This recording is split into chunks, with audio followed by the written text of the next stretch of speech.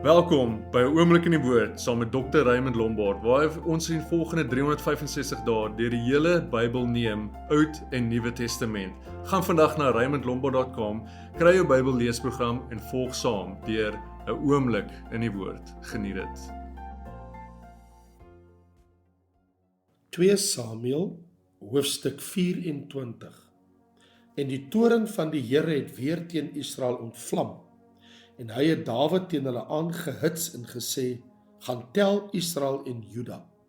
Toe sê die koning vir Joab, die leerowerste, wat by hom was, trek tog rond onder al die stamme van Israel, van Dan tot Beerseba, en tel julle die volk, sodat ek die getal van die volk kan weet.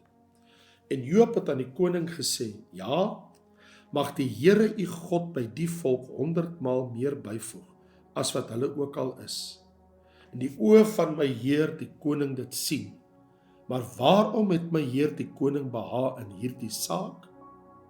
Maar die woord van die koning het die oorhand gehad oor Joab en die leerowerstes.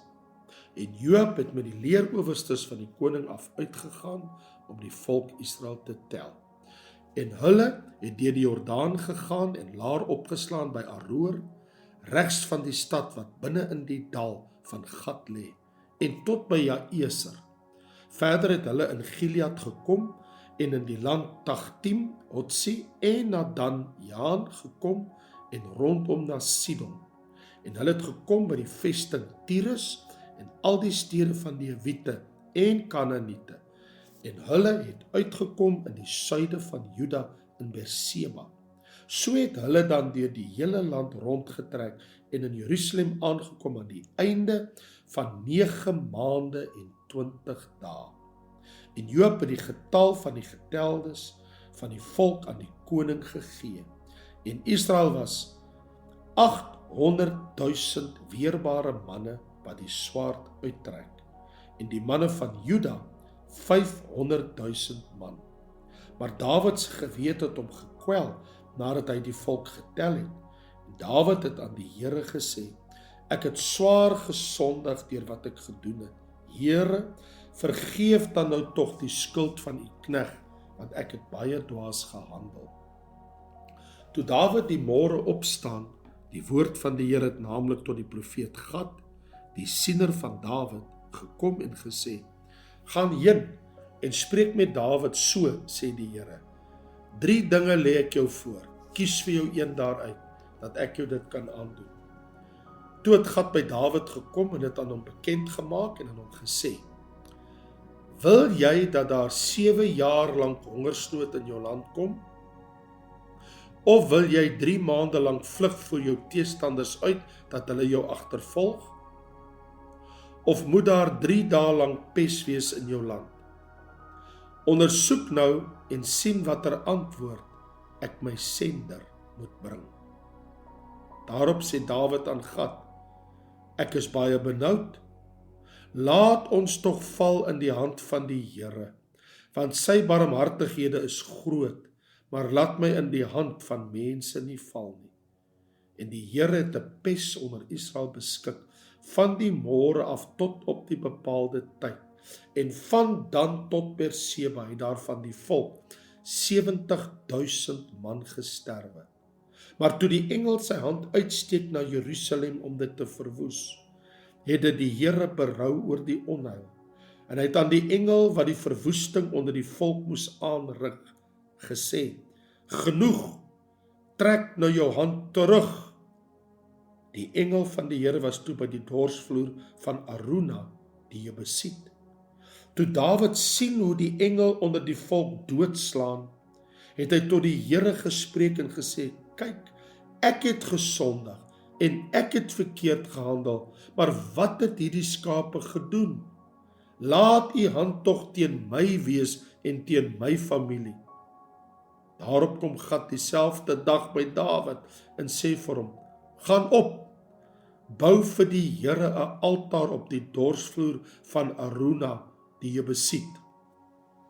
En Dawid het opgegaan volgens die woord van Gad, soos die Here beveel het.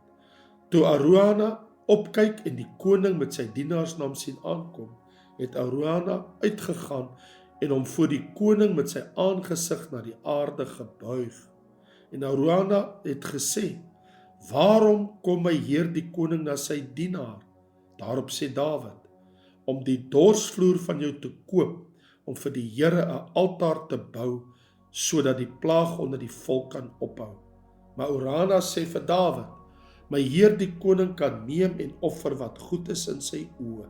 Kyk, daar is die beeste as die brandoffer en die slee en die trekgoed van die beeste as hout.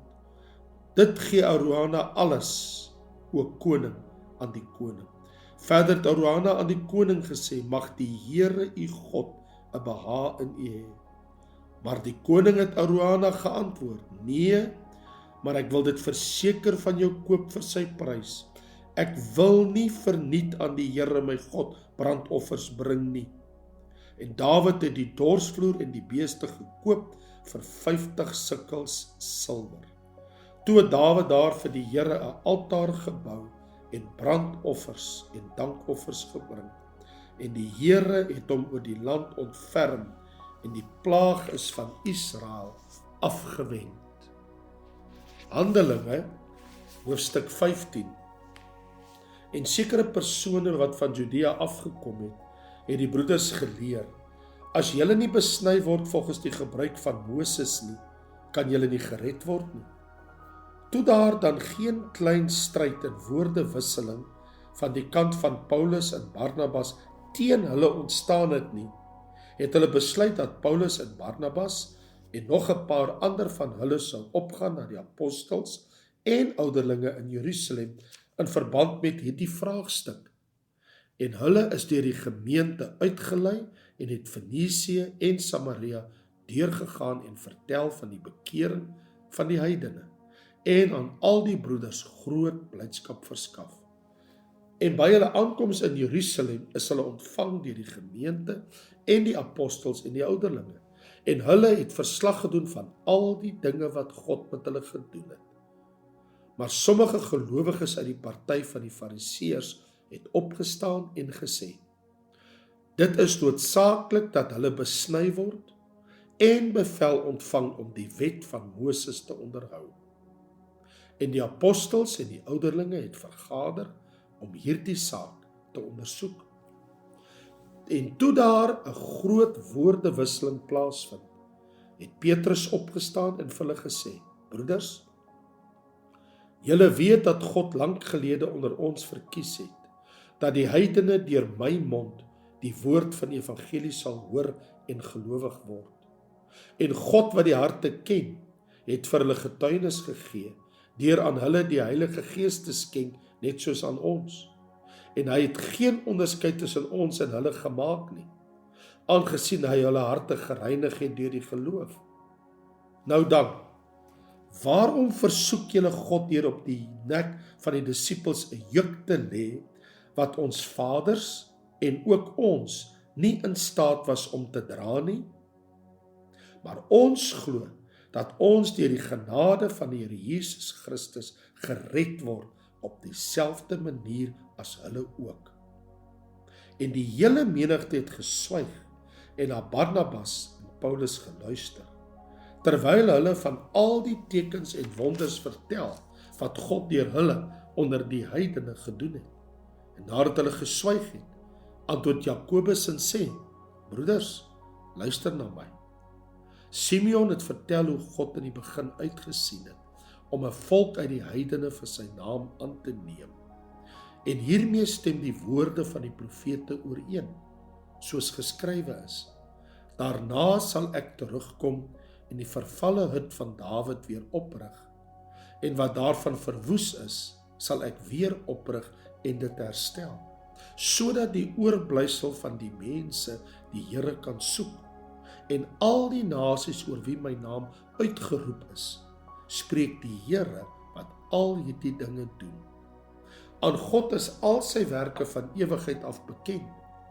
Daarom oordeel ek dat ons die wat uit die heidene hulle tot God bekeer, nie moet bemoeilik nie, maar aan hulle skrywe dat hulle hul moet onthou van die dinge wat deur die afgode besoedel is, en van hoerery, en van wat verwrig is, en van bloed, Want van die ou tyd af het Moses in elke stad diegene wat hom verkondig, terwyl hy elke Sabbat in die sinagoges gelees word.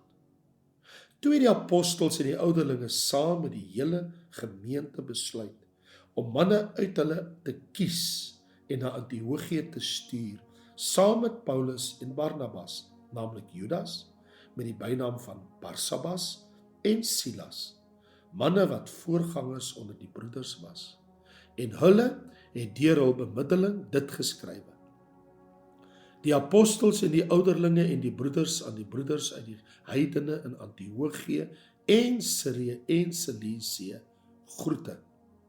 Aangesien ons gehoor het dat daar sommige was van ons uitgegaan het, aan wie ons geen opdrag gegee het nie, julle met woorde ontstel en julle gemoedere verontrus deur te sê dat julle besny moet word en die wet moet onderhou, het ons eenparig besluit om manne te kies en na julle te stuur, saam met ons geliefde Barnabas en Paulus, manne wat hulle lewe oorgegee het vir die naam van ons Here Jesus Christus. Ons het dan Judas en Silas afgevaardig om ook mondeling berig te bring, dieselfde berig te bring. Want die Heilige Gees en ons het besluit om verder geen las op julle te lê nie as hierdie noodsaaklike dinge, dat julle jul onthou van afgodsoffers en van bloed en van wat verwrig is en van hoerery. As julle jul hiervan onthou, sal julle goed doen. Vaarwel. So is hulle dan weggestuur en het in Antiochië gekom en hulle het die menigte bymekaar geroep en die brief afgelewer. En toe hulle dit gelees het, was hulle bly oor die bemoediging. En Judas en Silas, wat self ook profete was, het die broeders met baie woorde bemoedig en versterk. En nadat hulle 'n tyd daar deurgebring het, het die broeders hulle met vrede na die apostels laat gaan. Maar Silas het besluit om daar te bly. En Paulus en Barnabas het nog in Antiochië gebly en, saam met nog baie ander, onderrig gegee en die blye boodskap van die woord van die Here verkondig. En 'n paar dae daarna het Paulus vir Barnabas gesê: Laat ons teruggaan en ons broeders besoek in al die stede waarin ons die woord van die Here verkondig het, om te sien hoe dit met hulle gaan. En Barnabas wou Johannes, wat Markus genoem word, saamneem. Maar Paulus het dit nie reg geag om hom saam te neem, wat van Pamfilia af hulle verlaat het en nie saam met hulle na die werk gegaan het nie. Daar het toe 'n verbittering ontstaan, sodat hulle van mekaar geskei het. En Barnabas het Markus saamgeneem en na Siprus uitgeseil. Maar Paulus het Silas gekies en afgereis nadat hy deur die broeders aan die genade van God opgedra was. En hy het Sirië en Cilicië deurgegaan en die gemeentes versterk. Dankie dat jy by ons ingeskakel het. Ons vertrou dat die woord vir jou tot seën was. Skakel gerus môre in waar ons verder lees in die woord.